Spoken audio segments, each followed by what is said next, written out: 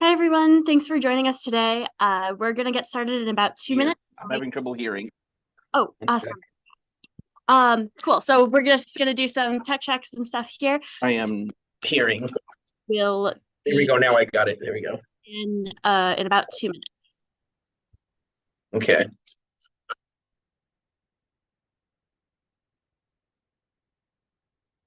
Let's see if I can get this to actually work for hearing.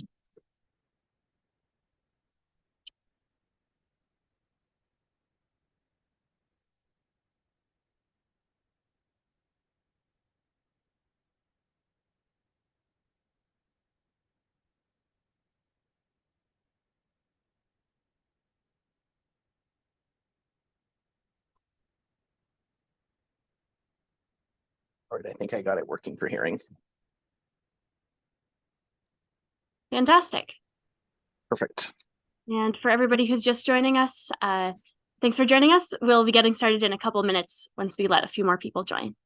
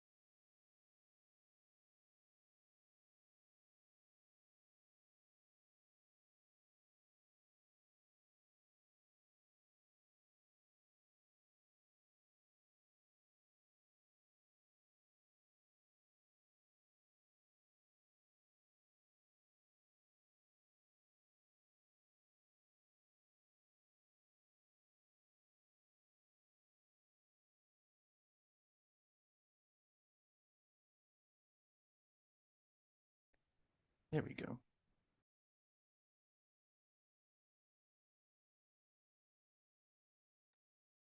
EDU Rome just collapsed, had to get onto the other network.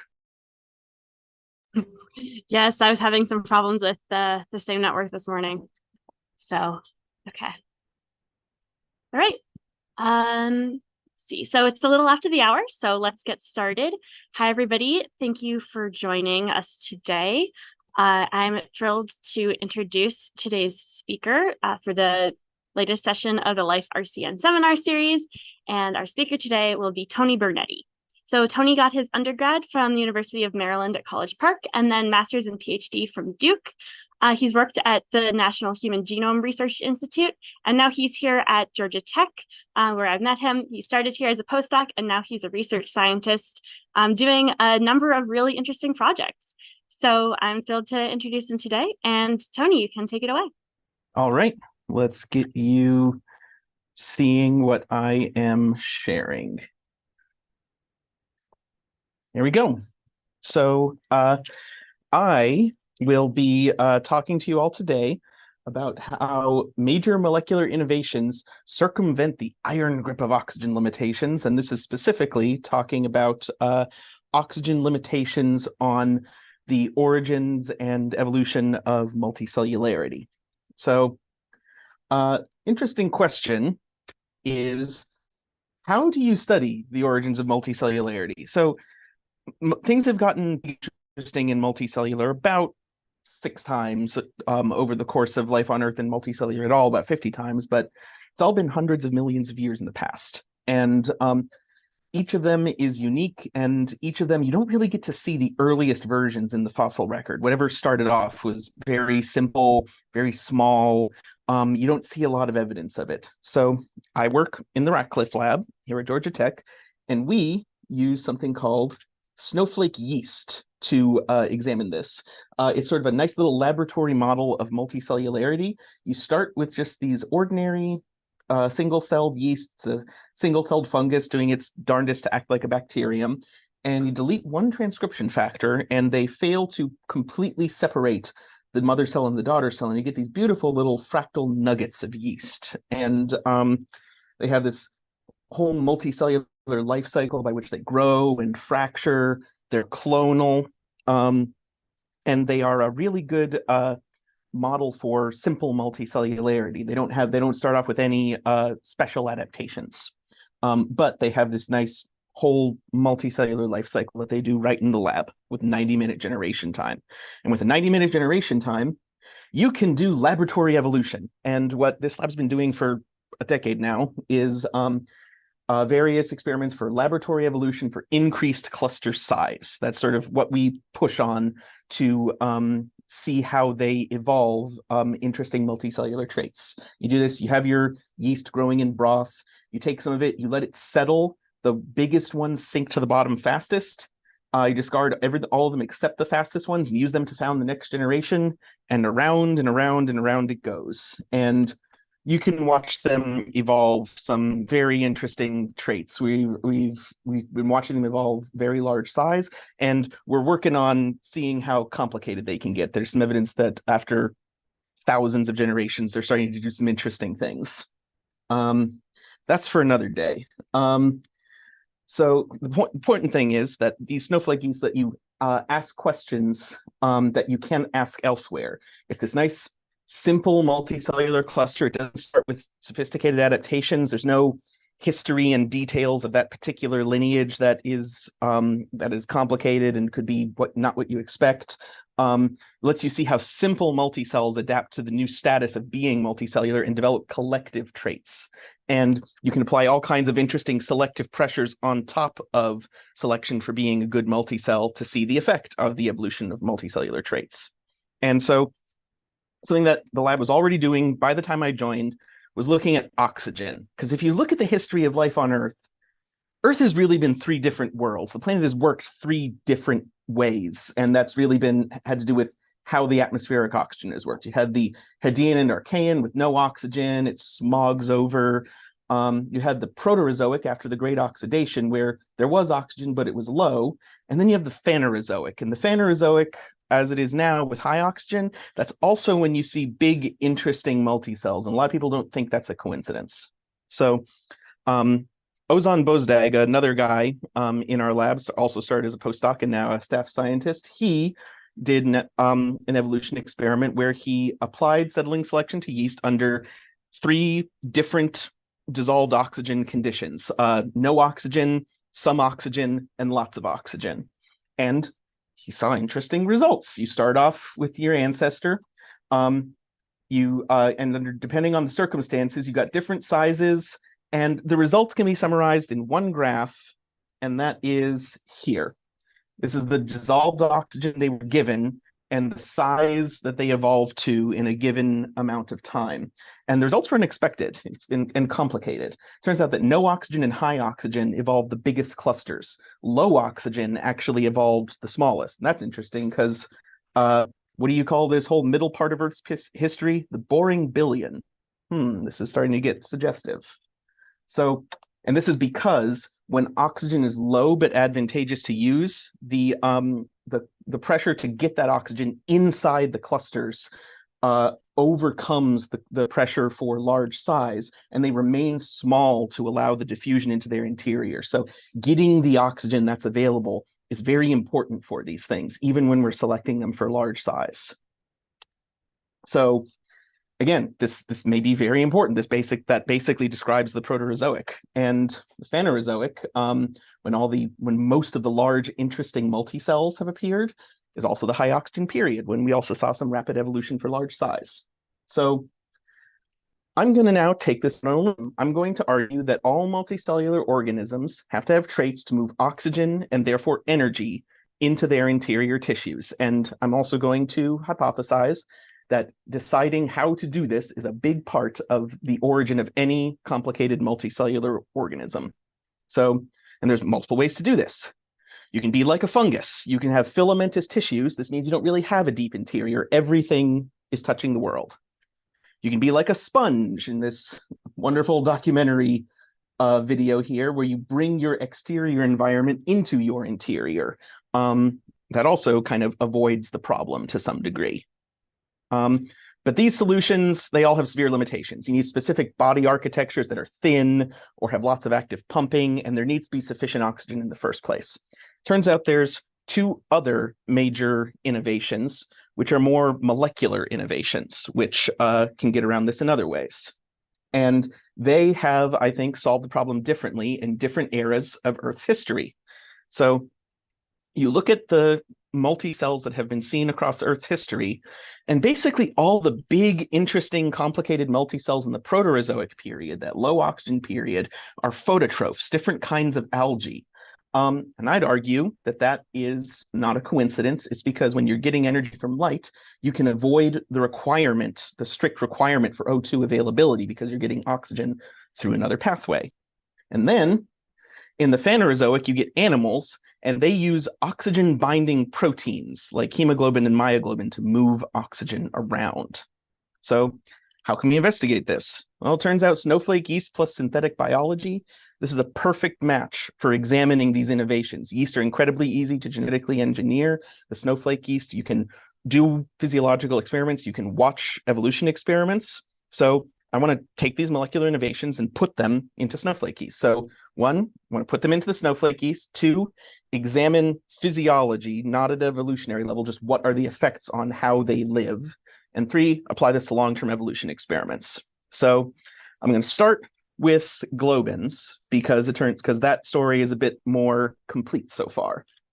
So globins and oxygen carrier proteins in general, what's their timeline? Well, it turns out they all appear in the Phanerozoic. The oxygen carrying ones were invented right around the common ancestor of the bilaterians, the more complicated, interesting animals, although some people would disagree, but about the complicated interestingness at least. But the interesting thing though there is that's well into the high oxygen period. Why did they evolve when the oxygen was already high? So I'm hypothesizing that they're useful for specifically overcoming anatomical limitations to oxygen when the oxygen is already high and already highly available. So let's see, how can we test this? Well, first of all, we're going to focus on myoglobins and not hemoglobins. Turns out you look at the history of these proteins, you can do ancestral sequence reconstruction. All the early proteins were stationary. They were sitting around in tissue like myoglobin, not circulating like hemoglobin. And circulation is late and weird. Circulation was independently invented many times, like a dozen times across the animals, twice within the chordates, in fact.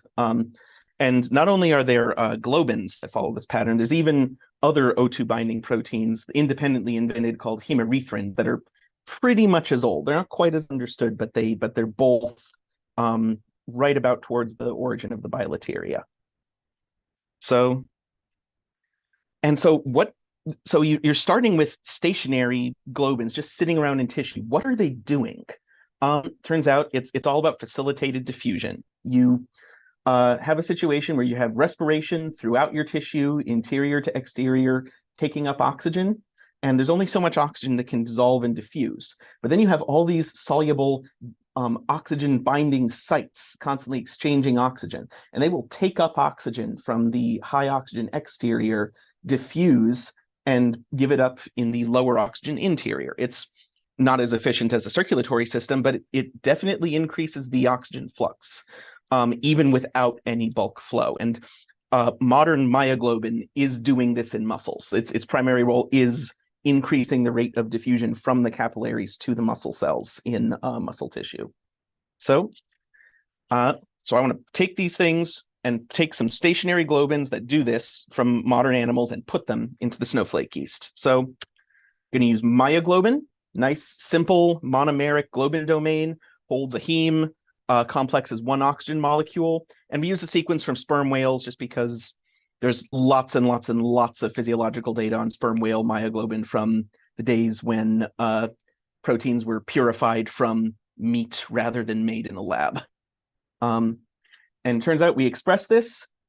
You can see here on the right, that yeast is a little bit pink. You can actually see it. And we're continually working to optimize how much gets made. And this is without much optimization. We can still get pink yeast with enough myoglobin to see.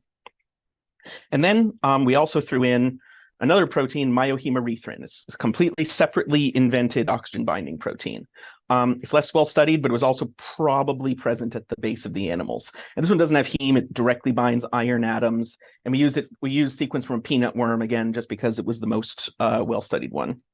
Now, before we move on, I have to plug Whitney Wong, a research technician from our lab. She has since moved on to other things, but a lot of these experiments worked because she made them work. So I absolutely must plug her contribution to these experiments. So what do you want to do first? Check them out physiologically. So we expressed these globins and hemerothrins in snowflake clusters of different sizes. Another nice thing about snowflake yeast, you can, they're subject to all kinds of well-established genetic engineering. We can easily manipulate their size and shape. So we have some large clusters and some small clusters. So we express these oxygen binding proteins, and what is the effect on fitness? Well, here we have normal snowflakes on the left and small snowflakes on the right in low oxygen and supplemented oxygen in blue and red. So let's look at the small ones first. In supplemental oxygen, they're indistinguishable from their ancestors. They don't get a selective advantage, but at low oxygen, they get a little advantage, good 0.5%, 1%, something like that. But the normal larger snowflakes, they get not all that different of a selective advantage in low oxygen, but at high oxygen, they are getting a good 2.5% fitness advantage. So small clusters only get any benefit at low oxygen, but as they get larger, they benefit much more at the high oxygen. So this is a little counterintuitive and confusing. So we decided to model this facilitated diffusion computationally. Just some nice differential equations of diffusion of oxygen from a fixed exterior, binding and unbinding of the oxygen to the globin, and the consumption of the oxygen. And we can take this model, put it into different symmetries from spherical to planar. Everything here is spherical to roughly simulate the snowflakes themselves. And once again, I have to plug Pablo Bravo for help with this modeling, helping us learn about the Julia modeling environment and helping us manage the large amounts of data that came out of sweeping through this parameter space. So, and here's some results. So here we have models of the small and large clusters, the same size we were dealing with experimentally, and at low oxygen again in blue and high oxygen in red. And without globins, you get the dotted lines, and with globins, you get the solid lines. The small ones, you can see at high oxygen, they're already saturated all the way through. That's why the globin isn't helping them. They're too small for the globin to be necessary in the high oxygen. But in the low oxygen, the globin is helping the oxygen get a little bit deeper. Now, the large ones, they always benefit from the oxygen, but it turns out when you integrate over this, the amount of benefit they get at high oxygen is significantly larger. And again, you can sweep through this parameter space, and here is the amount of advantage that these computationally modeled clusters get at different oxygen levels at different sizes with the dotted versus solid lines and at different amounts of globin. You can see the small ones, little 5-micron ones, they only benefit at low oxygen and they can only get so much benefit. And as the oxygen goes up, they don't need it anymore.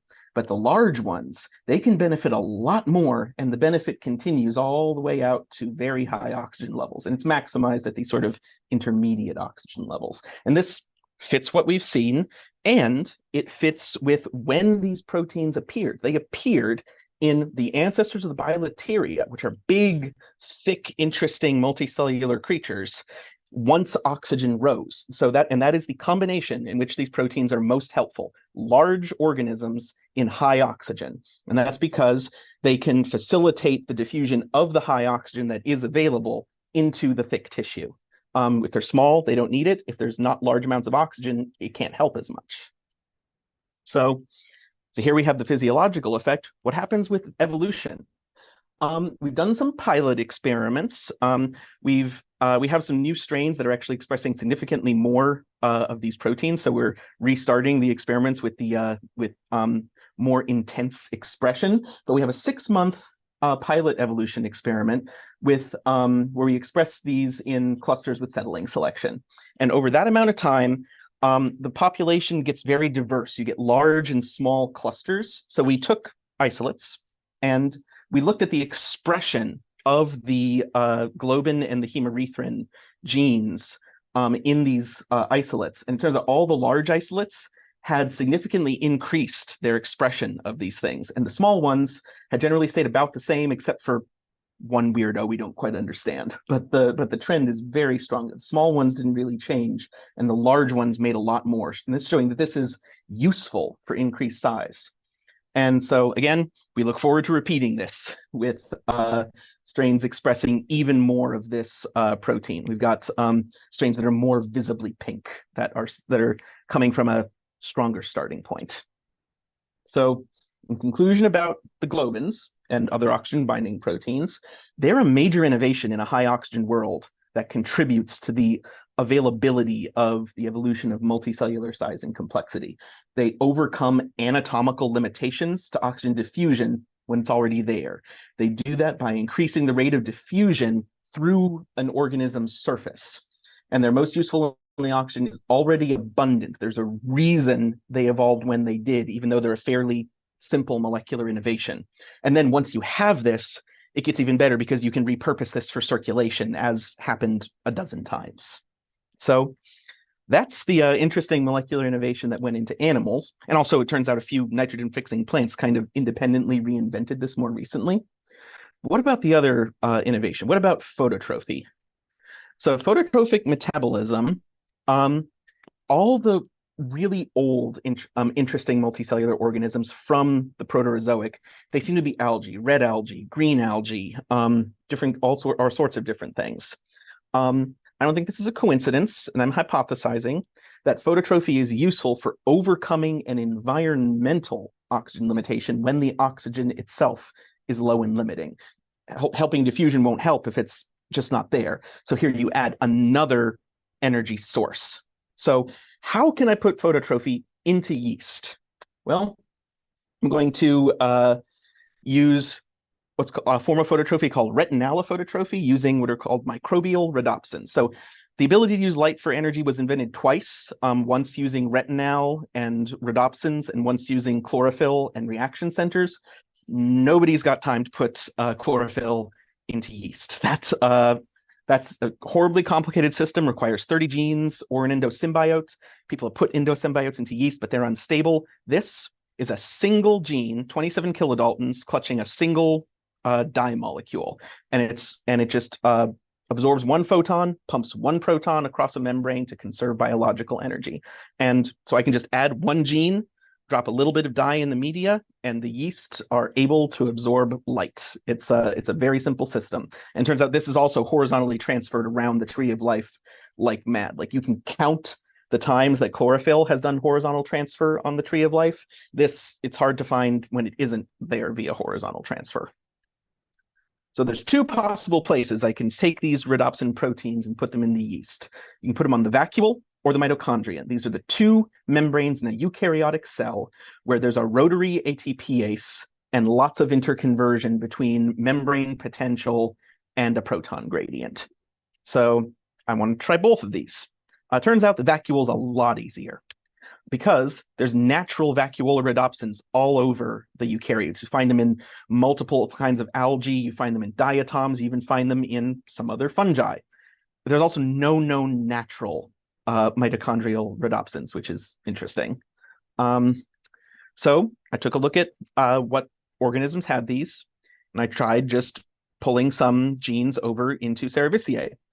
And my first try, pulling the vacuolar rhodopsin from corn smut fungus. It's a plant pathogen. A lot of these fungal ones are in plant pathogens for some reason. But just pulling this from the plant pathogen into the yeast worked beautifully. You can see the tagged protein right on the vacuole membranes inside the cells. And so what's going on here is the rhodopsin is pumping protons into the vacuole, and it's either suppressing the rotary ATPase from using ATP and thus saving energy, or it's running the rotary ATPase in reverse because you're charging it up enough. I think it's mostly suppressing the use of ATP rather than making ATP. There's some reasons that the vacuolar ATPase is hard to run backwards compared to the mitochondrial one. But either way, it's giving them biologically available energy. And turns out there are light-dependent fitness effects. So a lot of these experiments were done by a graduate student, Autumn Peterson. She has done an amazing job, and I must give credit where credit is due. And she has done, so the experiments that she and I have done show that when you express this vacuolar rhodopsin, in the dark, they have a very slight fitness defect, but in the light, they have a fitness advantage. And so even though there's some cost to this protein, the cost is more than undone in the light. And so they're actually having some of their metabolism being driven by the light. And in order to check on their physiology, we were able to tell that what it's doing is it is definitely deacidifying the cytoplasm and acidifying the vacuole. So we use a nice probe protein called URA7. It's a metabolic enzyme, but the important thing is when the cytoplasm is acidic, it polymerizes. But when the cell is active, the cytoplasm is neutral and it melts and just goes throughout the cytoplasm. So you can visually see quiescent cells versus active cells. And this has big physiological implications regardless of exactly what's happening with the ATP. And it turns out in the light, if you have the rhodopsin, there's a lot less fiber. And it's specifically when you have the rhodopsin and you apply the light. So applying the light causes the fibers to shrink. You're successfully pumping protons. So we tested all of this in unicells. We now have it in multicells, and we are preparing to do the actual evolution experiments with the multicells. So that's naturally occurring rhodopsins that go to vacuoles. What about mitochondria? Because you can imagine that the mitochondria might be a better place for making more energy. It's actually made for that. So, however, this doesn't seem to happen naturally. So you have to do some artificial engineering. So we're using Berry et al.'s MTON system of mitochondrial rhodopsins. This was invented in 2020. It's relocalizing a fungal rhodopsin into the mitochondrial membrane just by fusing it to a mitochondrial protein. And it's very similar to some work that was done in fission yeast and criminally underfollowed up on a long time ago. And they're interested in stress resistance. I want to actually make ATP. So turns out this protein is also kind of toxic, so you need to carefully induce it with chemical inducers rather than put it under constitutive expression. So I induce it at a low amount. You get patches of the protein all throughout the mitochondria, throughout the cell. They're making these little rafts of the proton sort of congealing together inside the mitochondria all over the cell. And this is sort of the optimal amount of induction. I tried inducing it more. If you make too much of this protein, it turns out it's very bad for the cells. This might be why it doesn't happen naturally. As you express it more and more at higher and higher induction, the mitochondrial network just collapses into these horrible knots, and you just start getting daughters born with no mitochondria because the mitochondria gets stuck in the mother. So it might just be easy to screw up the mitochondrial membrane with this protein. Might be why it doesn't exist naturally. But I can see a fitness effect. So here we have at different amounts of induction of the protein, the fitness effect of the expression. So it really doesn't care much in dextrose or glucose. They always do a little bit better in the light than in the dark in glucose, but at low levels of induction, I can get a 3% selective advantage over the ancestor in the light. And then if you just go comparatively between the dark and the light at higher inductions, you can get 20%. So this really works, and we might be able to tune this even better to get these guys able to do it more. So this work is now ongoing. So we're using this to study the evolution of multicellularity. We have both of these systems in multicells, and we're going to be doing long-term evolution experiments, pumping energy into the metabolism of these clusters. And we also just want to evolve them to make better use of the rhodopsins. We think with just a little bit of evolution, they may just get better at using it, not just have what they can do change the multicellular properties. And of course, we're going to check aerobic yeast, anaerobic yeast. Lots of interesting possibilities are actually opening up from this phototrophic yeast system. So overall, we have a couple main conclusions here. Number one is that oxygen limitation is a key constraint on the evolution of multicellularity across the history of life on Earth.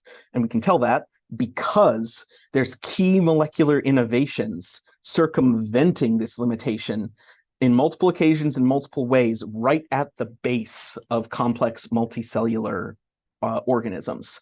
And there's a lot of parallel evolution, like the phototrophs. Multicellular phototrophs just keep evolving. You have red algae, green algae evolving multicellularly multiple times, brown algae. It just keeps happening. And within the animals, you have two different oxygen binding proteins evolving at around the same time in the same organisms, and then they go and elaborate out upon it independently dozens of times. So this path, and not only that, the nitrogen fixing plants actually need to mess with oxygen diffusing in a similar way to get high energy availability for their nitrogen fixing bacteria, and they go and independently invent oxygen binding proteins like euhemoglobin. That's what they're putting in Impossible Burgers rather than animal globins, so that there's no question of vegetarianness. But it does the same thing. So there's a lot of parallel evolution here, and I think that it's clear that these snowflake yeast model systems allow a really interesting direct examination of the role of these molecular innovations on laboratory evolution experiments. And we're continuing to do interesting work to explore all of these implications. So I want to thank everyone in the Ratcliffe team, past and present, who have taken part in this and been a sounding board for these ideas as they emerged, and so many different funding sources for the different people who have helped me out on this, and especially want to thank Will for the opportunity to explore this interesting set of ideas. And I am thrilled to take questions and discussion. Thank you so much, Tony. That was fantastic. All right, so if people have questions, feel free to put them in the chat, and we have plenty of time so we can have a really good discussion. So I'll start with a question while people are thinking. So you mentioned that plants are doing this as well, and that the importance of like getting oxygen really throughout an organism seems to be due to a lot more like physical constraints than anything else. Would you go as far as to extend this further to like to generalize to other species that like, for non-Earth life, if it needed oxygen, would it evolve something that does a similar thing or another gas? The deal, what ultimately it's about is making sure that as you get bigger, your growth rate does not decline. Because on Earth, aerobic respiration is a wonderful energy source. It gets you huge amounts of energy as a heterotroph, taking in organic material and burning it up. But then but the oxygen just isn't that soluble by comparison to organic molecules. So as you get big, the oxygen runs out as it's diffusing in and getting past all these metabolizing cells. So ultimately, if you have this material which is so valuable, you need a way to get it. You need a way to get it around inside you, or you need to get around the need for it in the first place. And that's what phototrophy seems to be about. So I would say, given chemistry and given what a good oxidizing agent oxygen is, this seems like a good candidate for something pretty darn universal. And like I said, there's multiple ways of doing this. You can be a fungus and just have every part of you touching the world. You can pull the world through yourself like a sponge, or you can do these interesting molecular things to try to get around it. So there's multiple possibilities, but the two that I talked about today seem to be particularly powerful. Awesome. All right. So yeah, so we'll be pulling questions mostly from the chat today, just to ensure that we can keep going rather than having people unmute themselves. So it looks like the next question from Asta Gupta is, what technology have you used to pull vacuolar rhodopsin from the original organism into yeast? So the protein's been characterized by multiple other people. So we actually just straight up synthesize the gene. Rather than try to get PCRs working, deal with the fact that codon optimization is different in different organisms, we just took the amino acid sequence and just reverse translated it and codon optimized it and had the reading frame synthesized and just plopped it into a nice yeast expression vector that we have laying around, and it worked first try. So the mitochondrial ones were complicated, but not because of making the gene. They were complicated because it turns out that mitochondrial rhodopsins crystallize the membrane, and bad things happen if you make too much of it. But these days, synthetic biology is really powerful and frighteningly easy. Awesome. So you just got a question from YouTube. Very interesting talk. What has your career path looked like? How has astrobiology played a part in your scientific interests? Well, amusingly, I almost double majored in genetics and astronomy. I was about 5 class credits away from a double major back in college at the University of Maryland. I didn't quite get all of the physics I needed because a few of the highly advanced physics classes kicked me pretty hard. But I got a genetics major and astronomy minor. I did a PhD on metabolism and physiology of yeast, and then I actually specifically went looking at people at Georgia Tech doing because I knew there was really interesting astrobiology work here, and there were multiple really interesting people here, and what I had done previously slotted very well into the Ratcliffe lab, and I joined this lab, and we will see what comes next. I very much like it here. Awesome. So another question from the Zoom chat. So Bruno asks, oxygen might be a requirement at some point, but it has also been a burden. Could the same mechanisms that enable the diffusion of oxygen somehow have helped in the other direction for removing oxygen if there's too much? I see. So it's actually interesting when you look at how the globins were invented. It's less clear how the hemerethrins were invented, but globins seem to have been invented like via reductive evolution from like nitrous oxide detoxifying enzymes. So they were 2-domain proteins with the heme and with another redox domain to mess with these reactive nitrous oxides. And turns out that they were already set to interact with these oxidized molecules. You just get rid of the catalytic activity and they bind it and they carry it. So the two seem to be bound up together. And even these things today, they do interesting catalytic activities with oxidized nitrogen species. So the I it's probably I think it could be the case that anything that can bind oxygen is always going to be a short evolutionary distance away from something that reacts with it and messes with it and deals with it in some way. I don't know that they're necessarily useful to like bind it up because if they bind it up, then more is just going to diffuse in. But the you also have arguments though that if they're able to not use oxygen, like through phototrophy, perhaps they might make less reactive oxygen species from interesting catalytic activities. So, but I think the catalytic relationship between oxygen binding proteins and reactive oxygen species is interesting.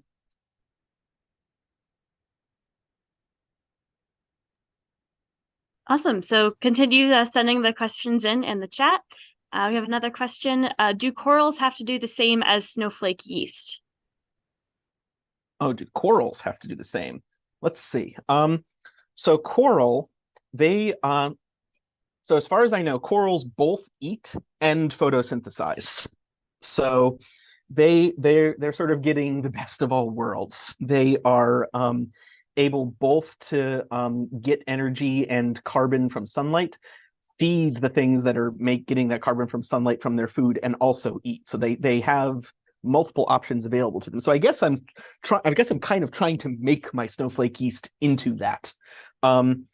Now it's important to note that the system that I'm putting in the yeast, they can't actually make sugar from light. The system I'm putting in is too simple to take CO2 and turn it into sugar. The system I'm putting in, it just gets energy. It's just a solar panel. Whereas plants can get both energy and carbon and biomass. That would be very complicated to put into the yeast, but in that way, the coral are a little bit better than the snowflake yeast that we've got, as is the yeast are able to just burn up less of their food rather than actually make food. So they can burn up less of it and use more of it to grow. But yeah, I think the coral have it a little bit better off than the yeast do.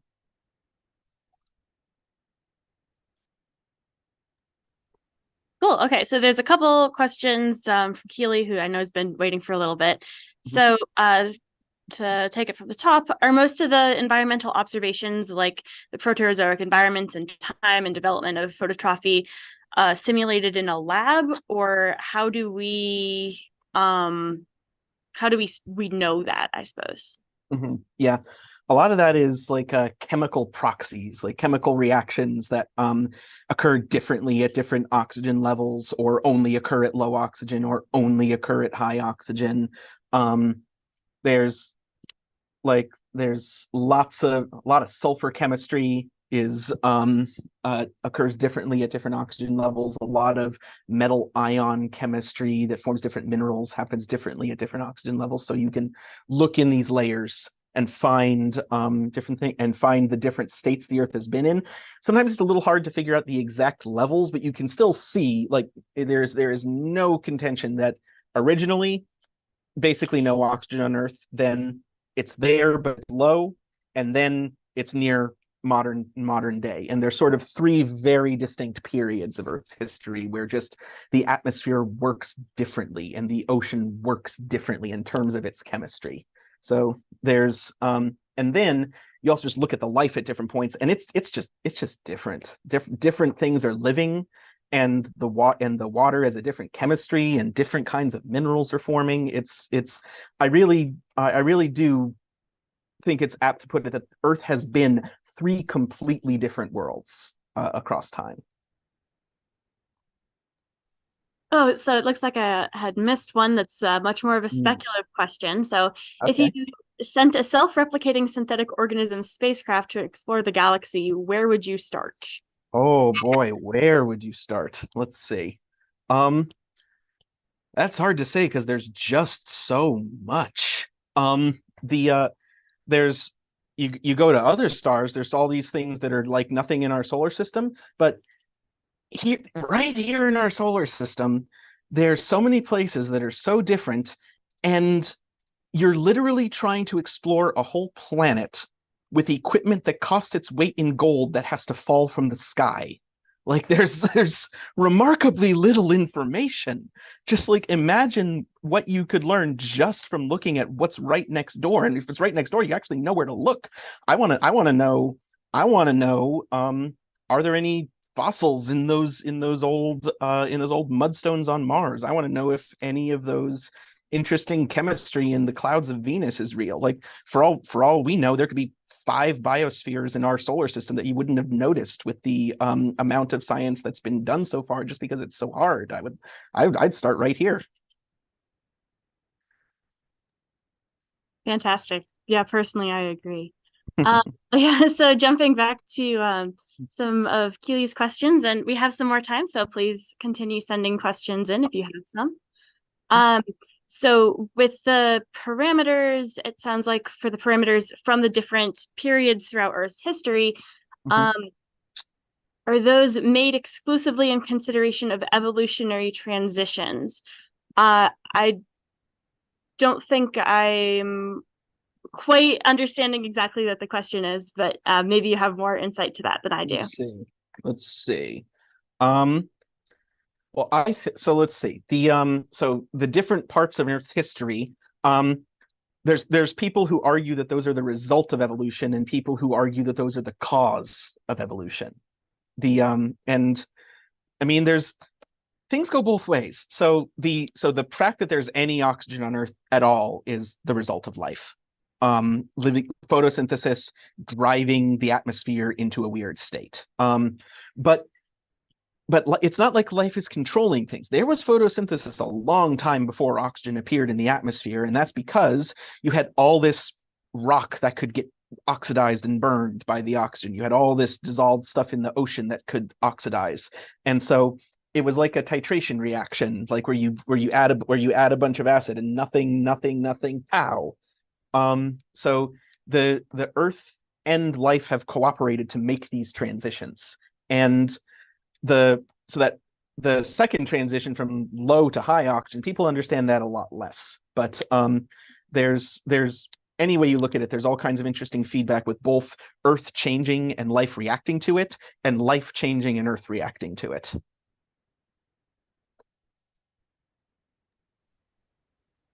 Yeah, definitely a give and take sort of thing. Mhm. So continuing to talk about lab work in particular, what in Mhm. vivo factors do you think could cause an additional factor to pop up or cause a bioproduct or bioreact somehow, or an adverse effect or something else that you think could lead to differences in your data or results that aren't necessarily driven by what you're tweaking? Well, we've had one big issue. It turns out that yeast are really not good with iron. They are Yeast love to ferment, and fermentation doesn't need a lot of metal catalysts, but blood is red because of the iron. So all these things where we add these oxygen binding things to them, they need a lot of iron. So they need to get iron into them from their media. They're not very good at eating it. And B, they need to load it into the protein, and they're not very good at that. And so it turns out that probably 90% of the myoglobin we make is just failing to get loaded with iron and being inert. About 10% of it's actually working. Now, I went to a conference in August and I walked through the poster section, and there just happened to be someone who had figured out that problem. So I recently created some much better strains that are much pinker, that are better at getting the iron into the globin. I think they're making a lot more from the same amount of effort. So I'm really looking forward to redoing these evolution experiments with these better starting strains. Awesome. Let's see. It looks like there's one more question, and that Mhm. one, and where we still have some more time, so send in some more questions. Um, so you talked a little bit about what's next in terms of Mhm. sample collection. Mhm. This question also mentions would field work. Are you considering doing any field work for this? Um, the the questions I'm trying to answer here are sort of all about very early, very simple multicellular evolution.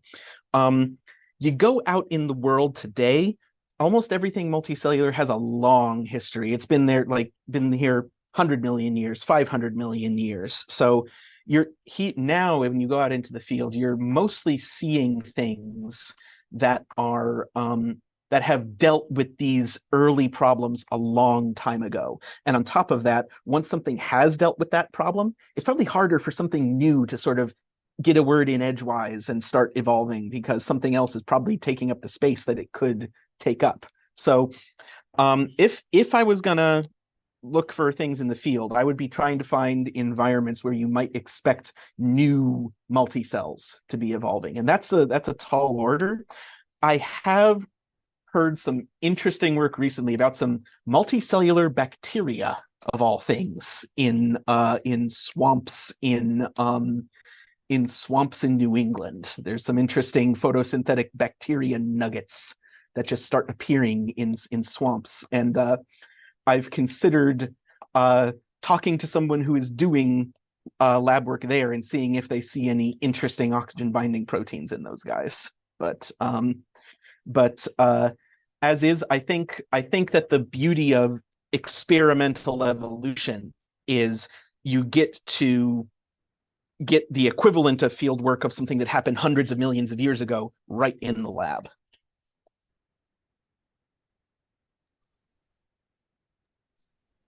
Awesome. Okay. And then the last question that I see in the chat, though we still have a little bit more time. Someone's asking more of a mentorship sort of question. So someone in the chat is currently working in a fermentation lab and thinking about yeast production and such and astrobiology. What would you recommend for like thinking about grad school if you have a very specific sort of idea for what you might want to study? So I would say that there's a lot more going on at any given institution than is always necessarily apparent from the outside. And so one thing that I have found talking to people who have gone into graduate school is there are people who you can go to a specific institution because you know they're doing particular kinds of research that you are fascinated by. And I mean, I went and did my postdoc here at Georgia Tech because I knew there was a ways to apply my my yeast genetics to interesting questions. But there's also something to be said just for finding somewhere with a wide variety of research going on. And then once you're there, there will be more going on that you then have an inside look at than you could necessarily find legible from outside. And so there's ways of getting involved in things in ways that the people that you're working with didn't like. There are people who are open to new ideas brought in by junior researchers. So I say that if there's a place that is doing things that you are particularly interested in, make sure you're not going there for one specific person or one specific project. Make sure that there's a variety of stuff going on that you can get a good look at, because there will be a lot more than you expected available that will that could be relevant, and that relevance may be unexpected. See. All right. So we're getting very close to the end of the hour. So everybody please thank Tony again. Thank you so much, Tony. This was fantastic, a very interesting presentation. And thank you for answering all of our questions. And everybody, we'll see you all next month. We'll send out more announcements about Life RCN seminar series as we get closer to that. Thank you all. Have a good day.